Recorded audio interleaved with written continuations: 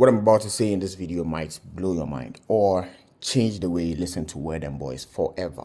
Now everyone is talking, oh, he threw shot at Kwesi, he threw shot at Shatta, he threw shot at Stonebwoy, he threw shot at Fameye. I have a theory that the Dem Boyz song is not about 4 artists, it's not about 5 artists. It's only about 2 artists. I'm a man of science, and if I have a theory, what do? I try to disprove it as much as I can.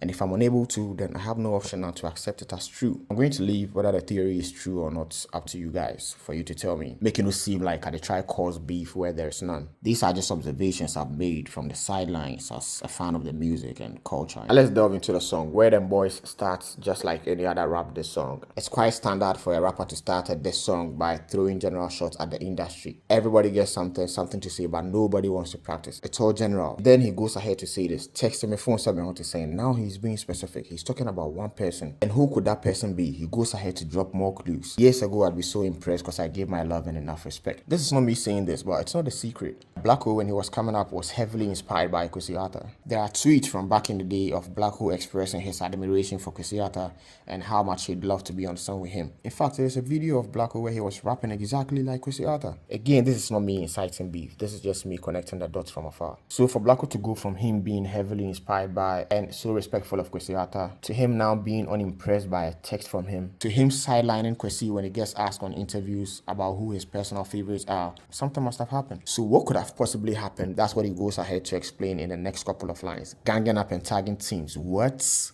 Talking beans, talking on me. What? With the cowboy from AliExpress. What? So this person who used to be his idol is now ganging up in a tag team with another person who Blacko describes as a cowboy from AliExpress.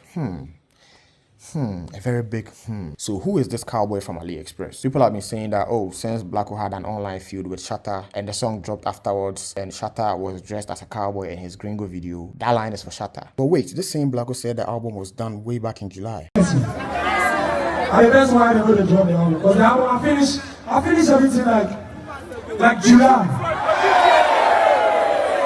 I'm not gonna lie to you. I fly go South Africa, we go shoot the things like May, June, July. Me and David people say. Meanwhile, the whole thing with Shatta started in late October, which was months after he had turned in the album. So this couldn't possibly be Shatta. Plus, Blacko throwed Shatta back on his Snapchat and stuff. So that whole thing was done and dusted. He wasn't going to put it again in a song. So if it wasn't Shatta, then who was it?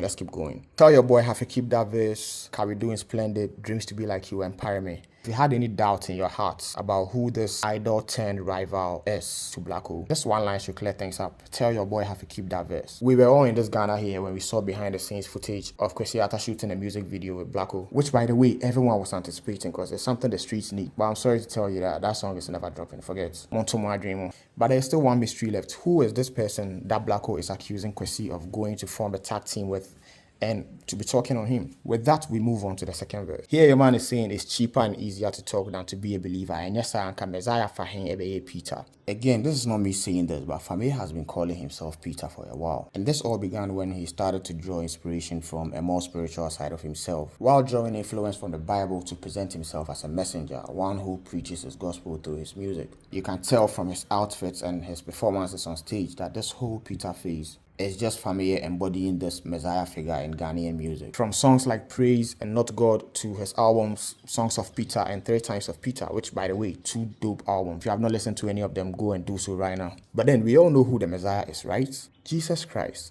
Not Peter. If anything at all, Peter even lied when asked about his association with the Messiah. So it seems to be like what Blacko is trying to say is that why do you say you are the Messiah and yet you call yourself Peter? Basically, it seems to me like what Blacko is trying to say to Fameye is that at the end of the episode, let me give you some more context. Artists tap inspiration from different places all the time. Blacko even did it himself for his new album. He tapped inspiration from Amachide Day with the whole Iron Boy thing. And you could see it in how he was moving, how he was dressing. You see him dressing in these metallic looking clothes, especially for the Iron Boy cover art, with all these metals in his braids and on his ear. He's embodying the concept of the Iron Boy, just like Daddy ni Pankasa. This brings us back to that line in the first verse where he talks about someone linking up with a cowboy from AliExpress and talking about him. We all know AliExpress can sometimes be a market for inferior goods, right? Where you might order one thing and receive an entirely different thing. So this line is not about an actual cowboy, but about someone who is trying so hard to be someone else and it's not working. And this makes more sense when you look at the chorus. Counterfeiting boys and the wannabes. And also, get this, let's come back to the Tell your boy have to keep that verse line. Guess who else has a song with Black Sherif and has decided not to release it? That's right, Fameye. A couple of years back, Fameye posted this unreleased song with Black Sherif and announced that he was going to drop it in less than 10 days. Less than 10 days. A date had been picked out and everything. And then all of a sudden, the song doesn't drop and everyone forgets about it and moves on.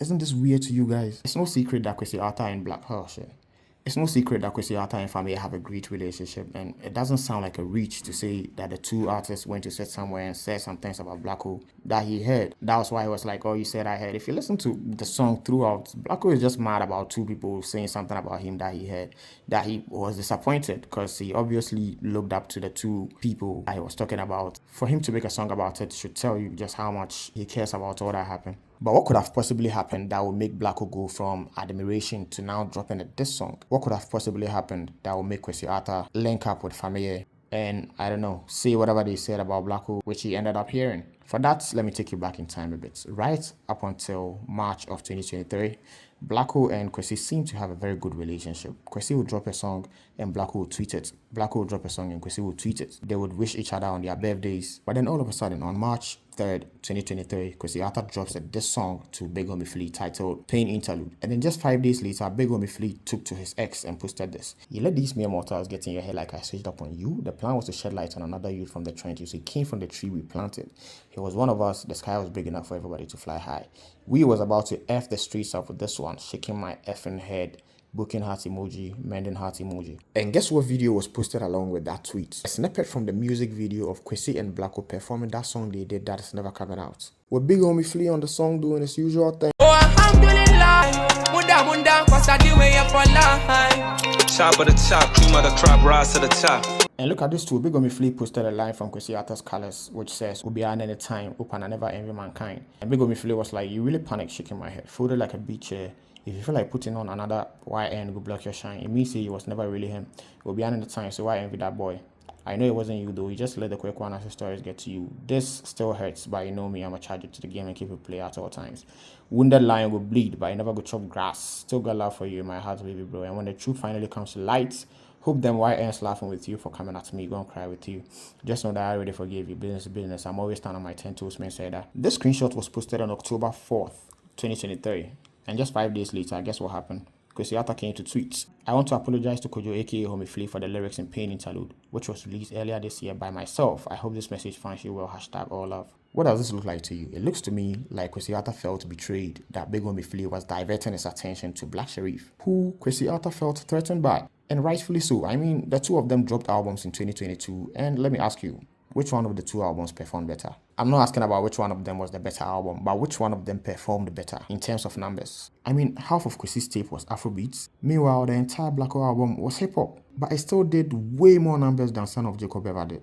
It comes to a point in hip-hop where whoever is on top sees an emerging artist and knows immediately that this is the artist who is going to take my place. Just like Blacko is on top now, when he sees an emerging artist who is coming for his throne, he will know immediately, way before the listeners notice and way before it actually happens. But isn't it better to have your replacements on your side instead of against you? I guess that was what Big Homie Flea was trying to do, but Kwesi Arthur took it the wrong way. And I guess it also didn't help matters when Big Homie decided to do that intro for Blacko's second sermon music video.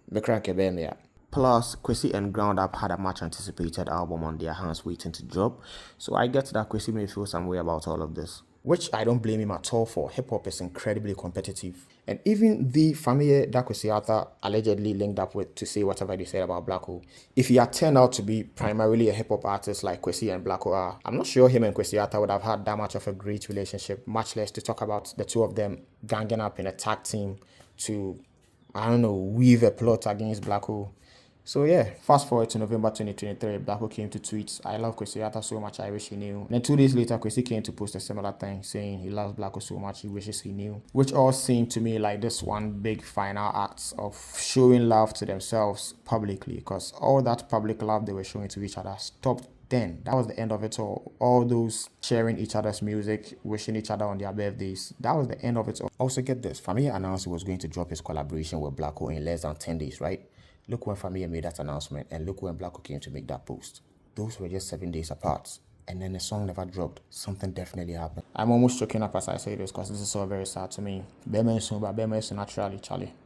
So what do you think? Did I prove my theory? I'll leave that to you to decide. Also, do you guys think Kwesi and Fameye will reply to the song?